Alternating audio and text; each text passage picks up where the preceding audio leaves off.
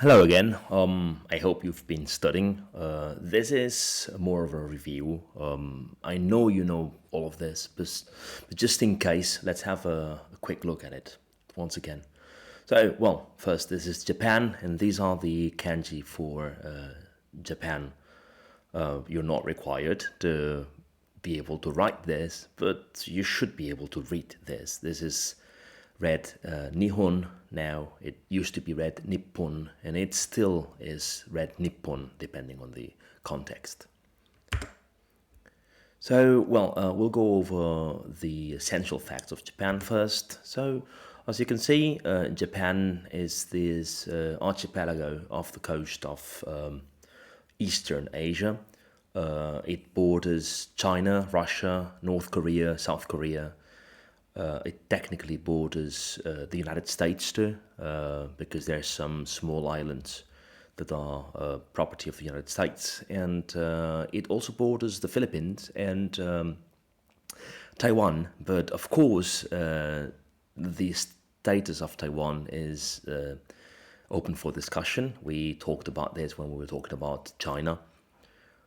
Yeah, Japan is not a big country. Japan has an area of 378,000 square kilometers compared to the area of the two countries that we were talking about before, China and Russia. It's a minuscule country. However, it's quite long. It's 2,400 kilometers long, which is quite a lot. This has some implications. It doesn't have space for a very large population, especially because the most of the country is mountainous. 80% of the country is mountainous, and 66% of the country is forests. Right now, the population is 123 million. Even though we know we have been studying this, it's becoming smaller. The population is shrinking right now because of, what we studied in class, very low birth rate. But this is happening in almost every country, every developed country at least. Tokyo is the capital of Japan, and half of the population of Japan is concentrated in a couple areas. One is around Tokyo, it's Greater Tokyo. And then we've got the Osaka, Kyoto, and Kobe area, which are cities that are very near each other. And between these two areas, they concentrate half the population, so 60 million around these two areas. As I mentioned before, very long string of islands, 2,400 kilometers, which means that the climate is going to change depending on where you are a lot. Almost all the land area is concentrated in these four main islands, which you should know the name of. It's Hokkaido, Honshu, Shikoku, and Kyushu.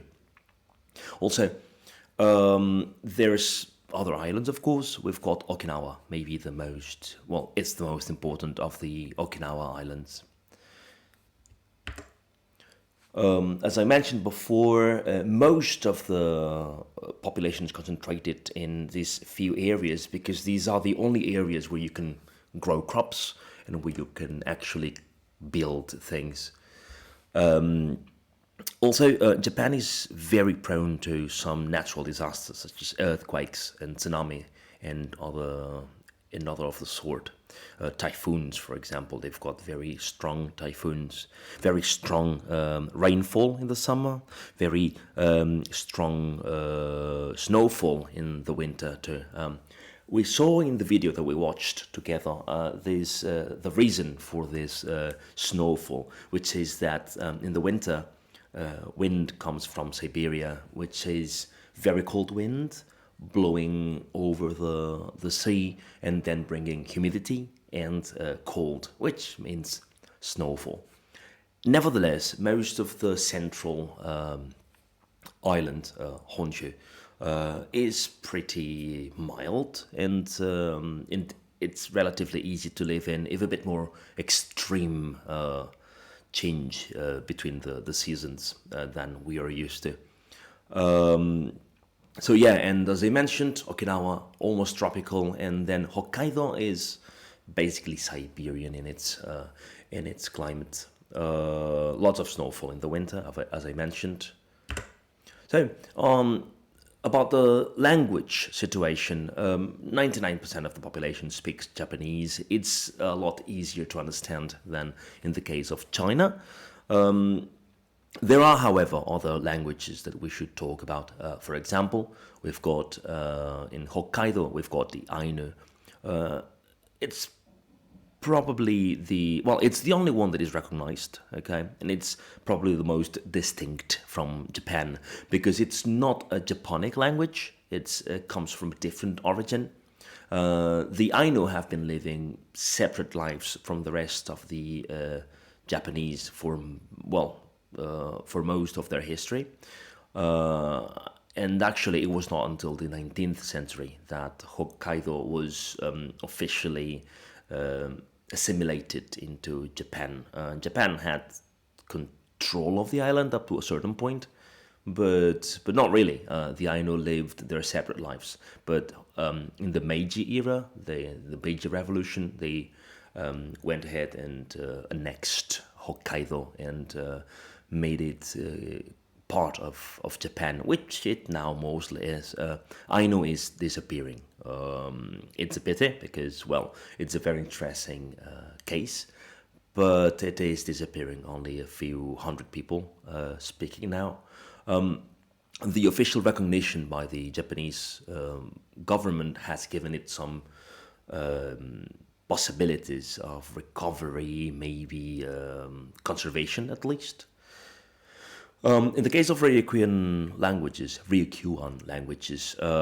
they exist, but the Japanese language doesn't recognize their existence. The Japanese government considers these languages as dialects of Japanese. They are Japonic languages, certainly, but they are distinct enough to be considered other different languages. Then we've got the Hachijo dialect, which is spoken in these islands off the coast of Tokyo. This one, it's not that clear that it is a different language. In the map, for example, it mentions this as a dialect. It could be. And the map, however, it also mentions Hokkaido dialect. It's because there is a Hokkaido dialect of Japanese, apart from Ainu. So, regarding international organizations, Japan belongs to the United Nations since 1956, and since 1952, it belongs to the IMF and the World Bank. It also joined the OECD in 1966, and it is part of the World Trade Organization, and it was a founding member of the Asian Development Bank, and it's part of the Group of Seven. The Group of Seven is interesting to mention because both of the countries that we talked about before, China and Russia, are part of the opposite group, BRICS. And G7 and BRICS are more or less like the two biggest contenders for economic dominance over the world. When it was formed, the Group of Seven represented like 80% of the world's economy in only 7 countries. It's not anymore, especially because India and China have grown very, very much since then. So the economy of Japan, I went over this in class like several times. It's one of the world's largest economies, but it has become one of the world's largest economies with very few natural resources and with a very small area. So how it did so? Well, it emphasized on trade, and the keywords are added value. What you do if you don't have natural resources is you buy natural resources from someone else, you transform these natural resources and resell them as something that is worth more. You buy, these are the examples that I put in class. You buy steel, you buy a rubber, you buy rare metals, and you buy different raw materials, and you transform them into cars and electronics. And this is what Japan has been doing for the last, well, more than half a century. It's been building cars, it's been building electronics, and it's become very rich doing so. They also have an economy that is not exactly a free market economy. It's becoming more of a free market economy, but it is at least guided via the Ministry of Trade and Economy.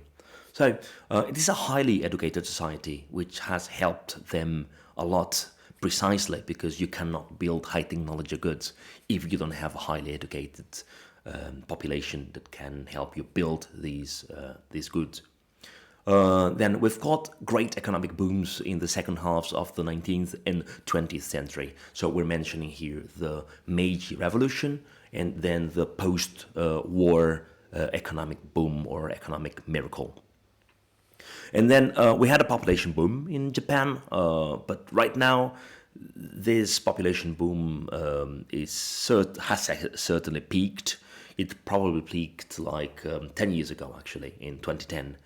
And now its population is diminishing, and we will see how the population diminishes, but we will talk about this again. So, about the history of Japan. We've got Japan is divided in Japan's history is divided in several stages or eras. We've got Jomon Japan, which is the prehistoric Japan, then the Yayoi period, which is the period in which from Korea came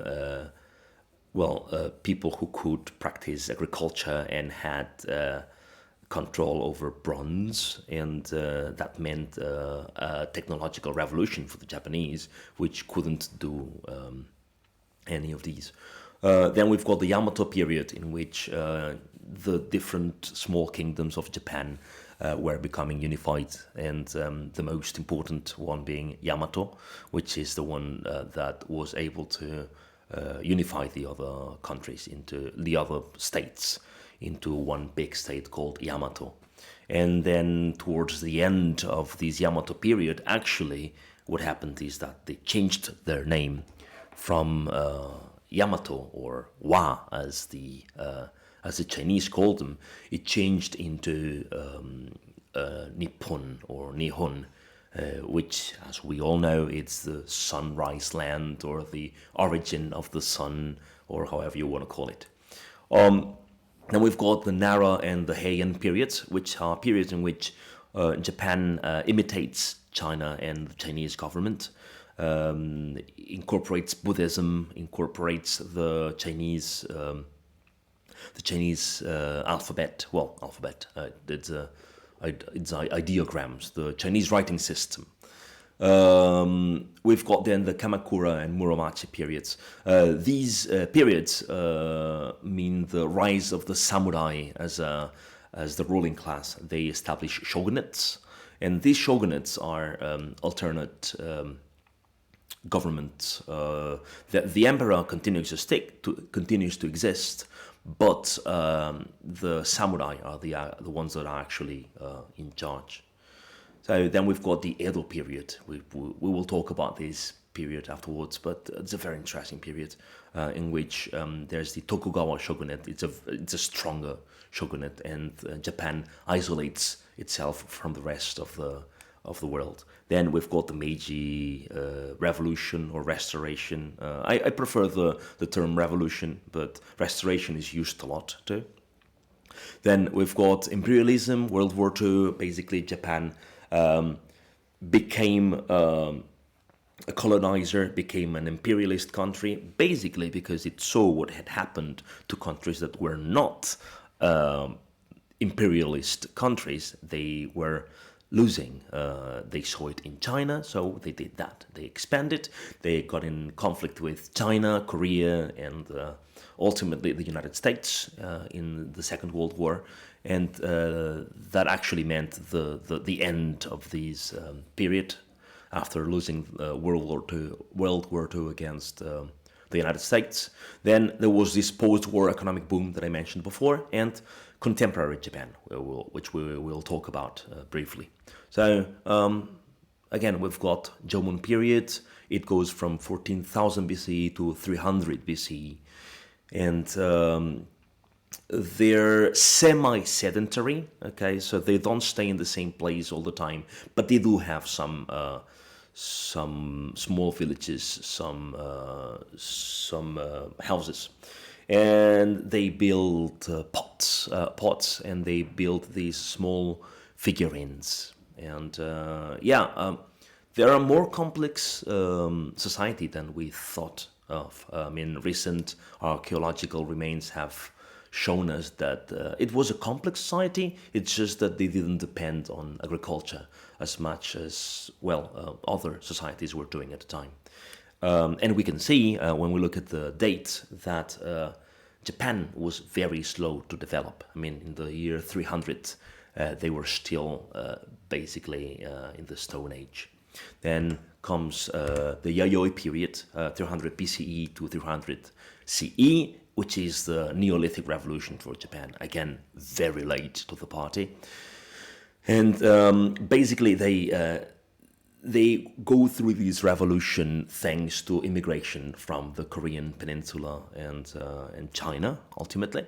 They introduce wet rice farming, which is going to become a staple in Japan. They introduce the use of bronze and iron tools and also weapons. And then what we have here is larger villages, and these larger villages mean social stratification. So there's people who are more or less powerful, and we've got different roles in society. And then we've got the Yamato period. In the Yamato period, these small kingdoms that were formed around the island were slowly, gradually unified under the power of the Yamato clan. And what we have from this era is the building of these large burial mounds, this kofun. And then in the Asuka period, what we have is they introduce Buddhism from Korea. And then we've got the Prince Shotoku is the first one that uses the name Nippon instead of Yamato or Wa.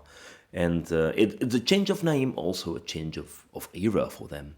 And then in this era, still in this era, okay, but kind of signaling the end of this era, we've got this adoption of the Chinese writing system and the government style and the bureaucracy, and in general, the general imitation of the Chinese government, basically because the government from which they were getting all the influences back here had disappeared. So they had to start looking for somewhere else to copy from, and that would be the Tang dynasty in China, which we studied when we studied China. And then we've got the Nara and Heian periods, which are periods in which society advances. We've got greater developments in literature. We've got greater developments in the culture in general. Okay, and we've got an era that is relatively stable. Okay, in which the emperor grows more and more powerful, but at the same time, this emperor grows more and more distanced from governing. The emperor just stays in court and devotes himself to art and poetry and music and dancing, and therefore the ones who are actually running the country are the samurai. And what this will result in is in the Kamakura period, in which basically the samurai officialize the situation that had already been taking place for a while, which is that the samurai are in charge, and they establish this shogunate, and this shogunate means a parallel government in which the samurai are on top, and we establish this feudal system around Japan. They are able to repel a couple of invasions from the Mongols, basically thanks to the fact that the Mongols had to cross the Strait of Tsushima between Korea and Japan. And Japan got lucky because there were like very big storms both times. But of course, I mean, it was an effective government that was able to repel, even if it had some help with from climatology. They were able to repel the Mongols. So we've also got this second period, the Muromachi period. So there's the new shogunate in Kyoto, but this shogunate is weaker, and this develops into this Sengoku period, which is the Warring States period, which is very similar to the Zhou dynasty that we talked about in China, but that was like 2,000 years before that. But yeah, nevertheless, it has some similarities. And then we've got Edo Japan. Basically, Edo Japan is what happens when out of these warring states of this Sengoku period comes one feudal lord that is able to unify the whole country, which is Tokugawa Ieyasu. And then he becomes the shogun and establishes the shogunate in Edo, which is current-day Japan. Nevertheless, daimyo continue to exist. The daimyo are the feudal lords around the country. So in this Edo Japan, what we have is a very strict social hierarchy. We've got the samurai at the top, and then we've got farmers, artisans, and merchants at the bottom. And I mentioned in class how this would become weird over time, because even though the samurai were at the top and the merchants were at the bottom, actually the merchants were the ones who were becoming rich, and that led to some weird situations. Then we've got this sakoku policy, the isolationist policy. Japan became closed off from the rest of the world. They didn't want to have anything to do with the rest of the world. Christianity, for example, was eradicated. Even though some people continue to be Christians and they hid their faith from the rest of the Japanese. And we know this because, like, centuries later, there were documents that proved that. But, well, the thing is, there was one exception. It was Dejima. In that island, which is an artificial island off the coast of Nagasaki, in that island, the Dutch were able to trade with the Japanese, which led to some very interesting things. What could be traded and what could be published, and the information was tightly controlled by the shogunate, which only allowed for some medicine and some engineering to be transmitted.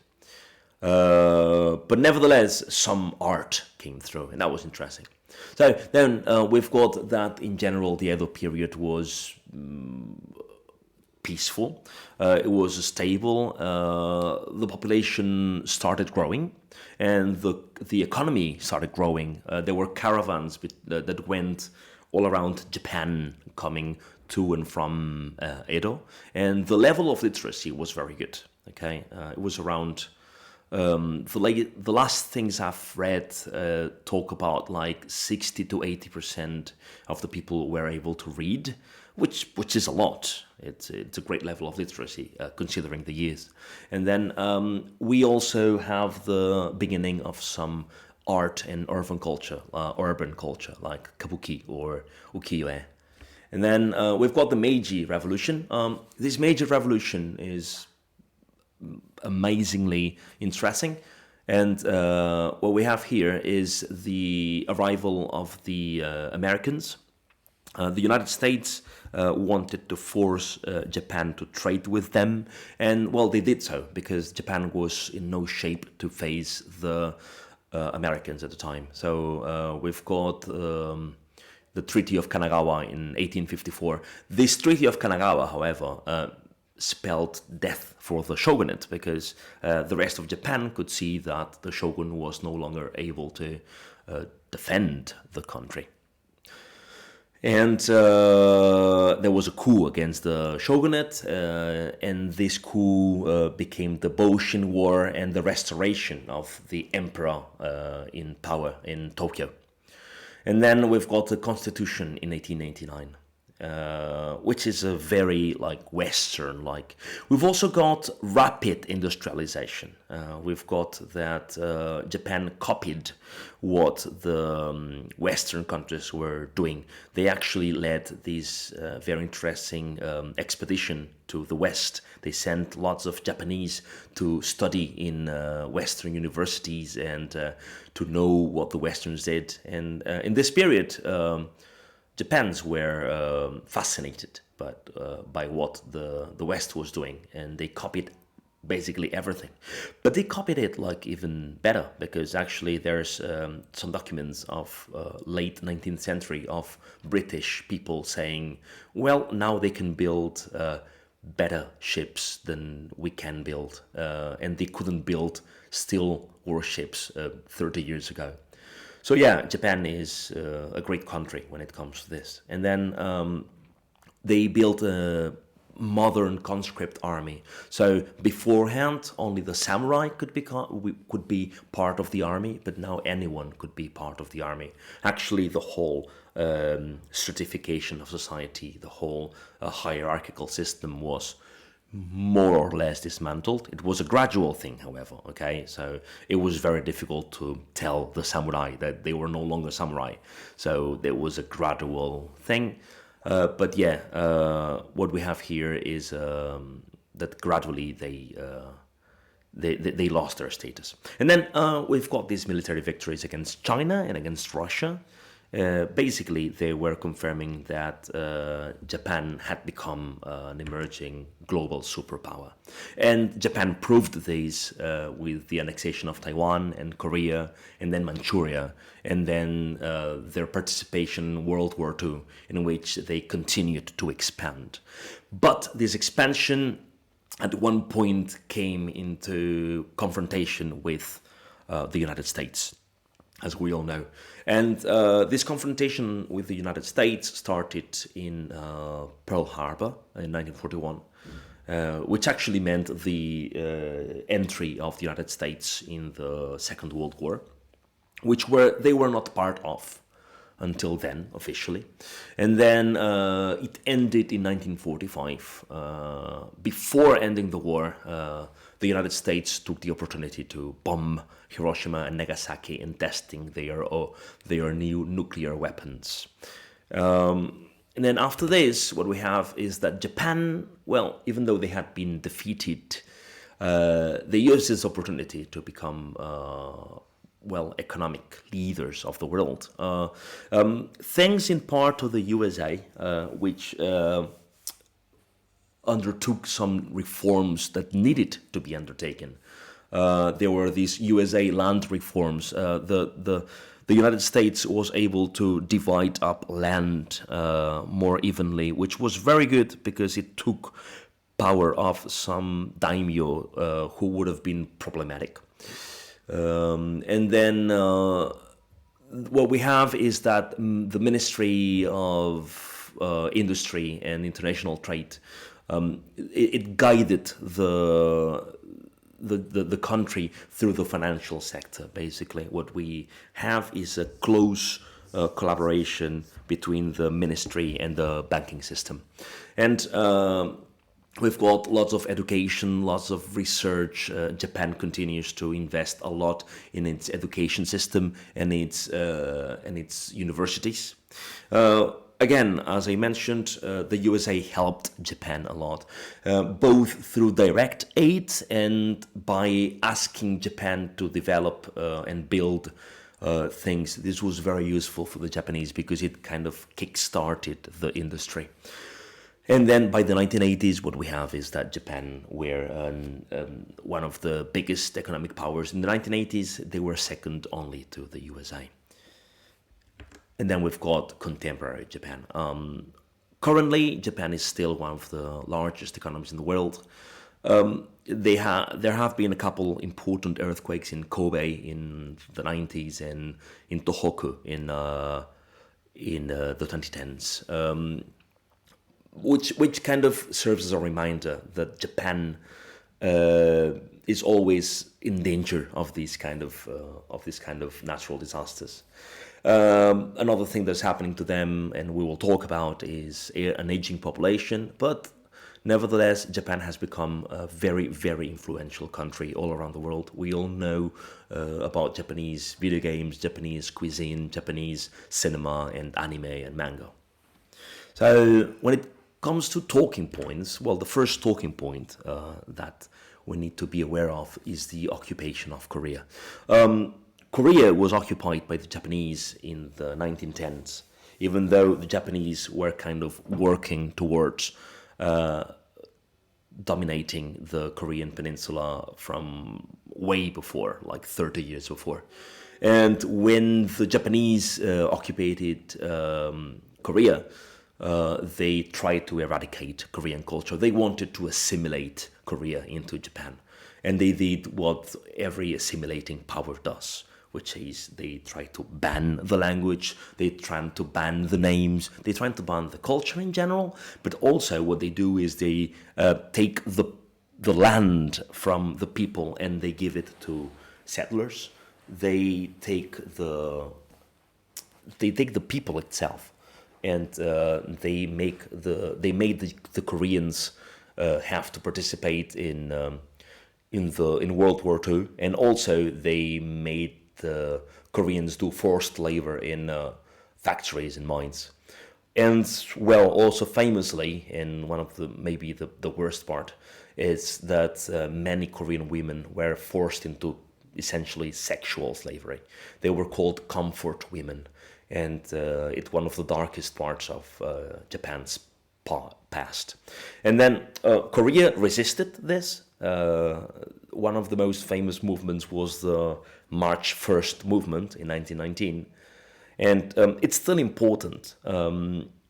Korea and Japan still have sometimes a tense relationship because, well, let's remember, this was 80 years ago. This is not a long time ago.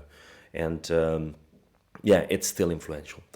Apart from this, another dark moment of the Japanese history is the Nanjing massacre, which happened during the Second Sino-Japanese War. In December 1937, Japan captured Nanjing. Nanjing is a very important city in China. It had been the capital of China during different periods, and it was captured by the Japanese, and it was captured by Japanese forces that had been fighting for months. And when they captured Nanjing, they decided to take revenge on everyone.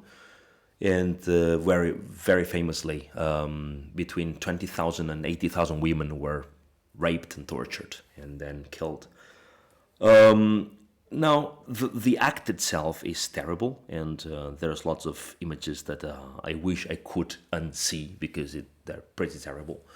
But maybe the worst part is that Japanese officials either don't accept what Japan did or downplay, or they say that it was justified or something of the sort. Very famously, Shinzo Abe, which is one of the most recent prime ministers of Japan, went on record to say that this all either didn't happen or was not as important, and certainly didn't apologize for it. So then, nuclear bombs over Hiroshima and Nagasaki. So here the Japanese are the victims of, an atrocity. That dropping the nuclear bombs was traditionally seen as the way to shorten the war so that they wouldn't have to invade Japan. But invading Japan was not gonna happen. I mean, the United States didn't need to invade Japan. Japan had already lost the war. The Japanese had no navy, the Japanese had no air force. It was never going to happen. It didn't need to happen. It was just a matter of time. The only reason why the Americans wanted to shorten the war was that they didn't want the Soviets to become part of the war in Asia.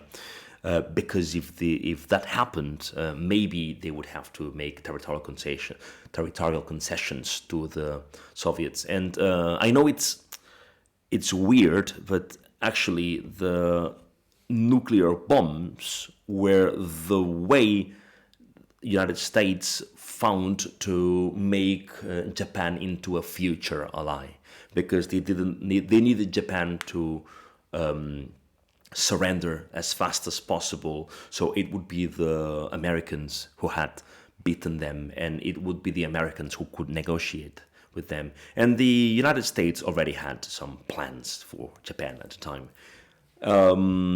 Which, I mean, Japan benefited from these plans afterwards, but it was pretty horrible. Also, choosing Hiroshima and Nagasaki in particular, that was a horrible thing to do. It was unnecessary, it was cruel, and the consequences are still felt. If you want more information on that, you can check the links on the classroom with this long video on the dropping the bomb. And then we've got this situation with aging population. Well, we talked about this in class like many times, but this is happening everywhere. Every developed country has a population crisis right now, a demographic problem, because the birth rate is very low and the life expectancy is, well, luckily, becoming longer. So what we have is a very old population. Right now, the median age in Japan is 50. So half the population of Japan is over 50. That is kind of an issue. The solutions for this, well, having more children is the ideal solution, but it's complicated. So immigration is not popular in Japan. It doesn't happen much. Basically because of Japan's restrictive policies. So it's going to continue to happen, and the solutions that we discussed in class, for example, raising the age of retirement, are already being put in place. The Japanese are not retiring at 65 already, and older people are encouraged to work, even if it is like half-time work. And then we've got the Japan Self-Defense Force as a kind of curious take, because Japan doesn't have an actual army in theory. What they have is a self-defense force. This self-defense force is a series of, it's basically a defensive army. It's an army that focuses on defense instead of offense. And it started off as just a police force. In 1947, Japan only had a police force. But then later, in 1954, because of the Korean War, it was evident that Japan needed to have something resembling an army to defend themselves just in case. And even though the defense of Japan still continues to rely on the United States, even though, well, let's see what happens in the future. But even though the defense relies on the United States, they needed to have something in case there was an immediate attack. and the Japan Self-Defense Force was born. And now the status of the Japan Self-Defense Force is being discussed constantly, but it's just like a curious case. It's basically a defensive army. And then when it comes to culture, I mean, we all know a lot about Japanese culture. You all know, I'm sure of it. And for example, we've got sushi as the most famous Japanese dish. I chose sushi because it is maybe the only one that is very, very specifically Japanese. The Japanese invented this during the Edo period, and it has become famous worldwide. It's relatively simple, but it's very tasty, and everyone likes it. Almost everyone. And we've got sake as the traditional Japanese alcohol. It's like very important for Japanese culture and has even a religious significance. And then we've got martial arts. Karate and judo are very popular all around the world, and sumo is still famous. It's a funny martial art to see a bit, but it's very specifically Japanese. And then we've got cinema with Akira Kurosawa as maybe the most famous director, with some very famous movies, very influential movies such as Seven Samurai or Rashomon or Yojimbo. And then we've got anime and manga. We all know about anime and manga. The point is that not only anime and manga from Japan are very famous, but also that anime and manga style has become influential all around the world. Now, people draw in an anime style even if they're not from Japan, and anime aesthetics have become universal. And we've got some very, very good directors, such as Miyazaki, which is the one from Studio Ghibli. And then we've got Satoshi Kon and Katsuhiro Otomo, which is the guy who made this film, Akira. And then we've got video games. Japan is the pioneer in video games, and it's still the most. It's still got the most popular brands, and it's the leader in the video game industry, with brands such as Nintendo, Sony, and Sega. And then we've got Ikebana, which is this typical arranging of flowers, and it's symbolic, and it's very beautiful. It's something that is nice to do. Like there's this places where you can learn how to do Ikebana, and it's very nice. And origami, we all know about origami. And then we've got ukiyo-e. We saw these videos on how they made ukiyo-e, but basically the point to ukiyo-e, and maybe my favorite part of it, is that it was made to be easily reproducible. You could make copies of it in the 18th century. And that's fantastic, because in the 18th century, nobody had art at home, except for in Japan. In Japan, people who weren't rich, they could have art at home, because these things were made to be easy to copy multiple times. It's pretty cool, honestly. I love it. And then we've got shoro, which is something that we already saw in China. Basically, Chinese characters are very attractive, and shoro is this art of traditional Japanese calligraphy. And then we've got kabuki and no as the typical, as the most famous forms of theater in Japan. And that is pretty much it. Okay, so I hope this helps you a bit, even though everything was pretty clear. And I hope you liked Japan. I really, really enjoy this talking about this country. So study hard.